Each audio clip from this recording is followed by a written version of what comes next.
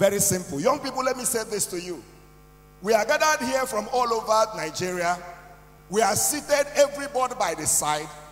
We will listen, everybody, to the same speakers as you're listening to me right now. You will listen to everybody. But it is not everybody that the words will be effective in their lives. It is going to be effective for the person who listens and decides that the prophecies on his head will not go in vain. This is University of Nigeria, Nsukka. Several years ago, I came to this school as a student. Before I came to this school as a student, I was physically challenged at the age of 3. And between the ages of 3 and 10, I was a beggar in my village. Everybody knew me. I was crawling on the floor for 7 good years. I will hang something on my neck. I will go to the marketplace to beg. That was what I was doing for 7 years. And for these 7 years, all my age mates were already in school. I was despised. I was nobody. Until one day, I decided to go to school. And when I got to school, the headmaster made a mockery of me and said to my father, "Why did you bring this one here? What did he come here to do?" He said to my father, "He can't be a student. So take him back home. He can't be a student." And then I asked the man, "What will I do?" If you want to maximize who you are in life, you don't tell stories of what has happened to you. You tell stories of what will I do to come out of what has happened to me. That's the question. So I asked the man, "What will I do?" He said, "Go and learn how to walk." And for 1 year, I was learning how to walk with this stick. And I'll take a step and I will fall. Young people, listen to me. On the journey to success, you're going to fall several times. But when you fall, you're going to get right back on your legs. You're going to write an exam several times, but you won't give up until you pass that exam. You're going to go for interviews several times. You're going to be rejected, but each time they reject you, you return. You're going to set up businesses several times. You're going to make mistakes, but a mistake does not define who you are. And so from primary school, working with a stick, I came to this University of Nigeria, Nsukka. And when I entered this school, life was a hell for me. No money to eat, nothing. And then, to make matters worse, I didn't have a leg to walk with. I was telling my driver that brought me that I used to walk from 6 flats to Akintola hostel with this stick in my hand. Why? Because I wanted to prove somebody wrong. I knew I might be physically challenged, but that is not who I am. I know that you might not be beautiful according to people's standards, but that's not who you are. I know you might not be as rich as others, but that's not who you are. I know that you might not come from the greatest of families. Young person, that's not who you are. So I came in here, and then I had a terrible experience after I lost my dad. A lecturer, I went to ask him a question in the class, and this man said to me, "Bring the question to the class. I want everybody to gain from this question." So I came to the class, and he said to me, "Come and stand in front of the class at the mass communication department at the Faculty of Arts here." So I stood in front of the class, and this man looked at me and said, "You asked me a question." I said, "They said, let me ask you questions too." He said to me, "When you were entering the university, where did you pass?" I said, "Sir, I passed through the university gate." He said, "When you were passing, who did you see?" I was wondering, what was the need? I said, "Sir, I saw the transporters, the Okada people." Said, "Yes." "Who else?" "I saw the security people." "Yes." "Who else?" "I saw those hawking." He said to me, "Think very well. Who else did you see?" I said, "Sir, I saw those who were begging." He said, "Describe them for me." So I described them to him. I said, "Some of them are blind, some of them are physically challenged." This lecturer pointed me in my face and said to me, "That's where people like you stay, at the gate." He said to me, "Pack your things, go to the gate, sit at the gate and beg." He said to me, "You will never become anything. Your place is at the gate." He said to me, "Look around the class. Is there anybody with a stick in their hand?" He said, "Back." Listen to me, child of God. Young people, listen. Life is not about the container, but the content. Life is not about the container. It's not about how tall you are. It's not about who you think you are. What can you do? What is inside of you? What prophecy are you carrying? What dream are you carrying? Can I share to you? I left this school with a first class. Listen to me, young people. I left this school with a CGPA of 4.86. Listen to me, young people. Today, as I stand here, I have a PhD. I am a lecturer and I teach in 2 different schools. I have cars that I drive on my own. I have family, I have a wife and children. Listen, child of God. Nobody is your classmate. You are your own. Nobody should influence you. Hey, young person, listen to me. You are not in competition with anybody.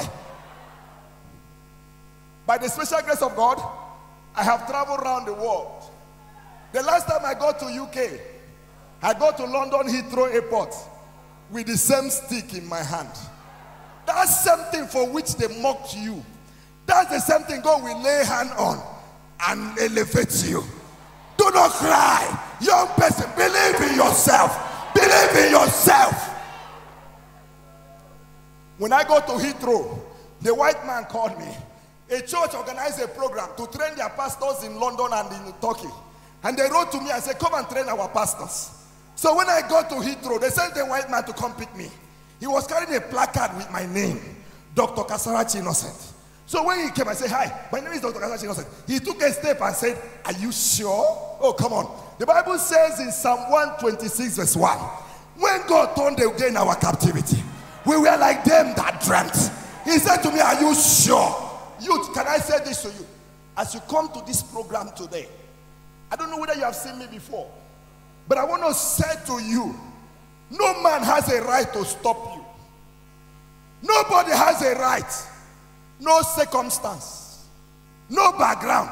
You cannot allow your background to put your back on the ground. You cannot allow your background to put your back on the ground. Great things grow out of useless places. So what do you need to do? What do you need to do? We are all seated together here as youths. In the next 10 years, a natural demarcation will take place. We will not all sit together again in the next 10 years. There will be those on top and those below. But the thing about it is that whatever you become is in your hands. Child of God is in your hands. What do you need to do? Number one, if you need to succeed, you need to believe that you can. Life is not about speed. Life is about focus. If you keep heading where you're heading, you will get there. It's not about who gets there first. It's about who gets there best. Number two, if you need to excel, you need to use your hands. Listen, prayer is good. I believe in being a child of God. But without action, prophecy will fail. Without action, destinies will waste. So you need to begin to act. Find something you can do on your own. When I left this school with a first class, I went to Port Harcourt, and for 2 years I was looking for a job, and I would go, they would call me. And when I appeared, they said, we would have taken you, but because of your leg, we won't take you. And for 2 years I was trying, I was dying. Until one day I said to myself, what makes me a graduate is not the certificate, but it's inside of me. So I decided to act on my own. As you go back from here, find something to do with your hands. Number three, if you want to excel, the next thing you must do, close your ears. Close your ears. There's nothing they've not said to me. One day, I was going to Abuja to take part in Church of Nigeria Writers Conference.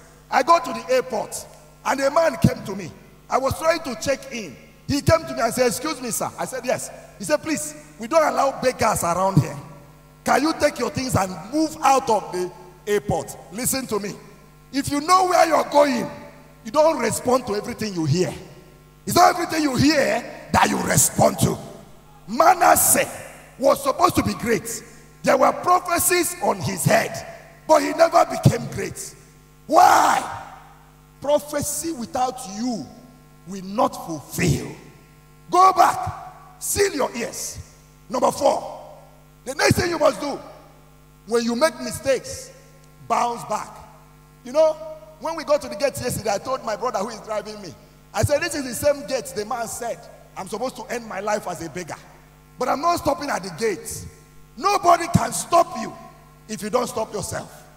In the next 10 years, I want to ask you a very simple question. Where will you be? Where? Because among us will be general managers. Among us will also be those who are at the gate. Where will you be? What we came for is not a jamboree. The reason the church spent money to bring you is to make sure you don't fail God in your generation. Are you aware that God brought you into your family to rewrite the story of your family with your coming? Are you aware that in your generation, everybody's waiting for you to manifest? I want you to be strong. I want you, even if you have been discouraged before now, just look at me and then listen to my story and then go back and bounce back. Go back and bounce back. Go back and bounce back. Number 5 and the last one, the G factor. The G factor. Listen to me. It is not by intelligence or wisdom. If the hand of God is not on a man, no, you won't go anywhere. The grace I have, whatever I am today is by grace. It's not by strength. If it's by strength, I wouldn't be talking to you. If it's by strength, I wouldn't be who I am. But by the grace of God. So as you go back as a young person, make a choice to live your life for God. Make a choice. God will give you what your hand cannot give you. One day, I was walking with my wife on the road. My wife is not tall. My wife is long, very long. Very, very long. So I was walking with her. And then somebody drove his private car and parked and stopped. And horn, blow horn, pim, pim, pim, pim. So my wife said, go now, go and check. Now your friends will get car. So I went to him. I said, yes, sir. He said, sorry, where are you guys going? You and that's your sister. Where are you going? I said, we are going to some place. He said, go and call her. I want to give 2 of you a lift. So I went back to my wife. And I called her. I said, the man is calling us. So she came. And the man wound down the glass. I said, hi, sweetheart. How are you? Can you enter the front? Let your brother enter the back. Can you give a clap to Jesus? Can you celebrate Jesus for me? Celebrate Jesus for me. Say, can you enter the front? Let your brother enter the back. My wife said, are you crazy? This is my husband. And the man put up the car and said to me, Oga, now your wife? I said, yes. He said, how manage? I said, I don't know how manage, but she's my wife. I don't know how manage. Listen to me, young people. When you live your life for God, God will give you what your hand cannot get for yourself. When you give your life, when you dedicate yourself to the master, God will give you a miracle. How many of you came here and you're ready to explode?